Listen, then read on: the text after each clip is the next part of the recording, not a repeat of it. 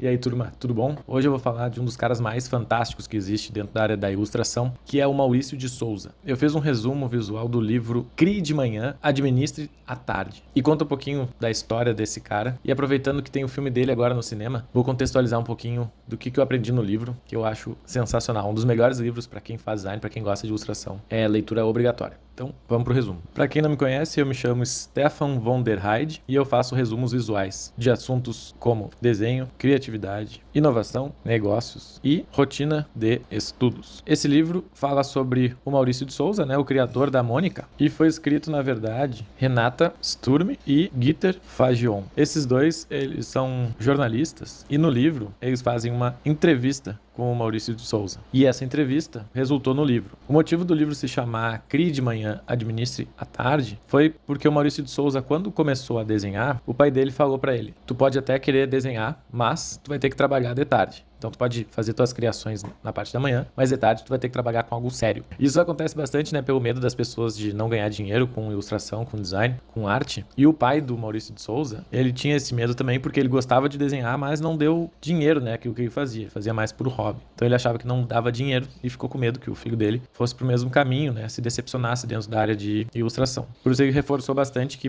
tu pode até criar os seus desenhos na parte da manhã, mas de tarde tu vai ter que trabalhar com algo sério. E eu acho que o pai do Maurício de Souza nem ia imaginar na vida dele que o filho dele ia se transformar num dos maiores empresários do Brasil e do mundo. Aqui só alguns dados e números sobre a produção do Maurício de Souza. Ele criou 400 personagens ao longo da vida dele. Os personagens dele estão em mais de 200 empresas licenciadas. E aqui o mais legal, a Turma da Mônica produz 850 mil pacotes de maçã por mês. E também produz 19 milhões de macarrão instantâneo por mês. A gente não consegue nem mensurar, a quantidade de dinheiro, de movimentação e de lucro que se tem com esses produtos licenciados. Mas quando a gente pensa em maçã da Mônica, a gente consegue mais ou menos ver a grandeza disso tudo, E desse lado aqui, eu coloquei só a parte não relacionada aos gibis. Porque se a gente for pro outro lado, hoje eles fazem 12 milhões de revistas por ano. Revistas impressas. Em 2025, esse número deve ser de 2022, porque o livro não é tão recente, Mas esse número de 12 milhões de revistas por ano é um absurdo. É como se fosse uma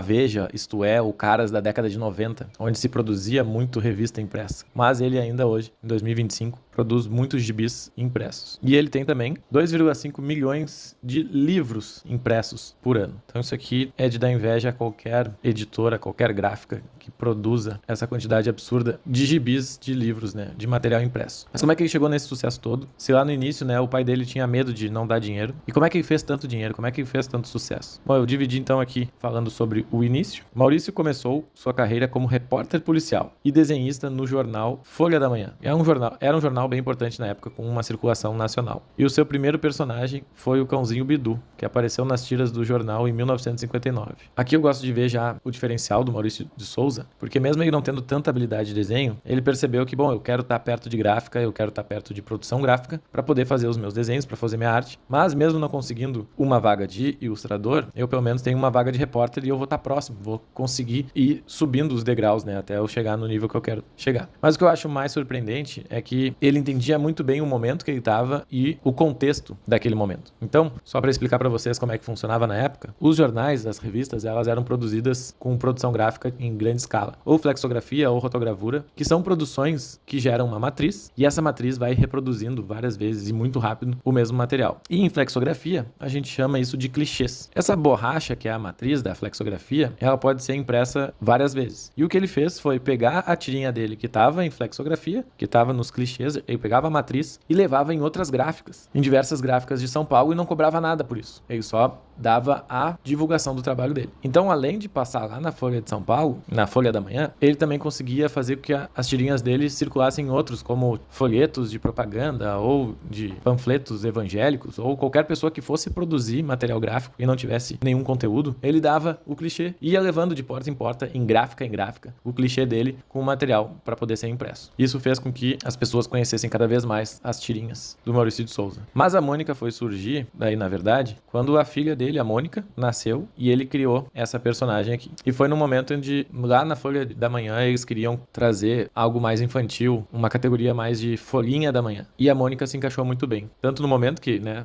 ele estava precisando de dinheiro, ele estava com uma filha recém-nascida, e também com o interesse do próprio jornal. Então a Mônica como personagem principal tem tudo a ver, principalmente porque é da própria história dele, né? A filha dele se chama Mônica. E o que eu gostei mais de ver no livro são esses exemplos aqui que eu vou trazer, ó. O da maçã e o do extrato de tomate. Do extrato de tomate, ele fala no livro que já existia o elefante no extrato de tomate, e o Maurício de Souza, então, resolveu fazer uma tirinha que era o Cebolinha puxando um elefante, e a Mônica falando, eu acho que a sua mamãe não pediu extrato de tomate, fazendo alguma piada, assim, com relação ao tomate. O Enio Mainardi, que era da agência que cuidava do marketing do extrato de tomate elefante, ele viu a tira e telefonou, então, pro Maurício de Souza, perguntando se ele poderia programar uma nova campanha usando o personagem e o tema. Se ele poderia usar aquele elefante do Maurício de Souza para fazer divulgação do extrato de tomate. Daí o Maurício de Souza fala, consenti. E assim nasceu a campanha que me levou para a televisão, via comerciais, e resultou em uma cerca de 90 filmes nos primeiros anos de contrato com a Sica. Daí aqui no livro é bem romantizado, assim, fala que foi tudo coincidência, mas eu acho que estrategicamente o Maurício de Souza deve ter pensado, bom, eu vou fazer uma tirinha para chamar a atenção daqueles caras, para tentar vender o meu produto licenciado, né? Para tentar vender o meu personagem licenciado no produto deles. E depois cobrar por veiculação. Além de ele ter ido pra TV, né? Graças a essa parceria, a Turma da Mônica, que antes era só em gibi, começou a aparecer em comerciais e começou a ser animado. E aqui uma outra citação muito legal, ó, que é, no início ele era cor-de-rosa. Nem sei o porquê. Saía assim na Folha de São Paulo. Com um extrato, achei que seria melhor esverdeá-lo, para conseguir melhor contraste nas latinhas de extrato de tomate. Ficou algo também italianado, como eu queria. Ou seja, ele pintou o personagem na cor verde para contrastar com o vermelho do extrato de tomate, para ter mais destaque na gôndola, para os produtos dele poderem ser vistos e o personagem dele ser visto nos supermercados. Então tudo tinha estratégia, desde o personagem, desde a veiculação até a cor. E isso eu acho sensacional. E imaginem a quantidade de dinheiro, né, que o Maurício de Souza fez fazendo essa parceria. E depois também tem a história da maçã da Mônica, né, a maçã da Turma da Mônica. E essa aqui eu acho que é a melhor história, que no livro ele conta assim, ó, que a maçã da Mônica, ela surgiu durante uma viagem de férias para Santa Catarina. E o Maurício de Souza observou que os produtores locais de maçã descartavam as frutas menores. E daí foi lá e perguntou, por que vocês descartam essas frutas menores? Que acabavam sendo destinadas aos porcos e não terem valor comercial. Essa maçã não vende porque ela é muito pequenininha, ninguém quer comprar maçã pequena, as pessoas querem maçã grande, maçã com bastante volume. Então essas pequenininhas a gente dá pros porcos. A Turma da Mônica tem as marmitinhas, as crianças levam marmitinhas para as escolas, as merendeiras, e essa maçã cabe dentro de uma merendeira fácil. E daí ele pensou assim, essas maçãs pequenas seriam perfeitas para as lancheiras das crianças. Não apenas eram do tamanho ideal para os pequenos, mas também poderiam ser associadas aos personagens da Turma da Mônica. Então ele começou a comprar as maçãs e vender as maçãs especificamente para o público infantil, conectando com a Turma da Mônica, né? Então a Magali comendo a maçã ajudaria a vender as maçãs e ajudaria a divulgar os produtos licenciados pelo Maurício de Souza. Aqui eu acho que é interessante destacar que a gente nem lembra quem é a empresa que produz a maçã. A gente nem sabe, a gente sabe que é a maçã da Turma da Mônica. Ou seja, o produto licenciado tem muito mais valor do que o próprio produto, do que o fabricante. Ao mesmo tempo é muito bom pro Maurício de Souza porque ele não tem responsabilidade sobre a produção. Ele só é responsável pela produção dos personagens licenciados. Ou seja, se ele tiver 15 produtores no Brasil,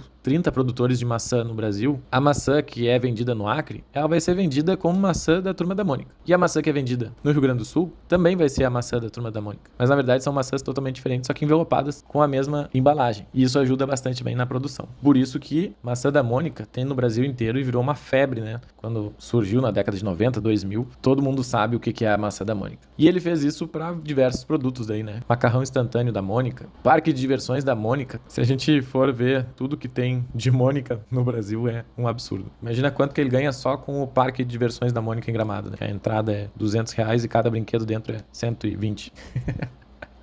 Mas é bem legal, recomendo vocês irem com criança no Parque da Turma da Mônica, mas estejam preparados. E aqui eu finalizo então com alguns insights que eu tirei desse livro e o que a gente pode aprender com o maior estúdio de produção de quadrinhos do Brasil. Alguns pontos-chave eu acredito que são uma identidade visual única. Então quando a gente vê a Turma da Mônica ou a gente vê as ilustrações do Maurício de Souza, a gente identifica fácil que é Maurício de Souza. E também aquilo está contextualizado. É da cultura brasileira, os personagens são relacionados ao que a gente vive no Brasil e também relacionado à história do Maurício de Souza. É a própria própria filha dele, com as características da filha, com os interesses dela. Então ele bota muito o que ele vive dentro do próprio gibi, os amigos que ele teve. Então a história de vida dele está relacionada com o que ele faz. E isso traz uma identidade visual única. Depois, para todo ilustrador, todo designer, eu acho que, e qualquer pessoa, né, dominar a habilidade de negócio, saber fazer negócio. Poderia ter acontecido do dono lá do extrato de tomate ter gostado da ideia, mas não ter licenciado com a Turma da Mônica e ter feito outra estratégia. Como é que o Maurício de Souza conseguiu convencer esse cara de que seria uma boa ideia ter os produtos dele licenciados e o elefante lá aparecer também nas tirinhas, né? Depois, em terceiro lugar, ali, criatividade com estratégia. Ao invés de só ficar criando,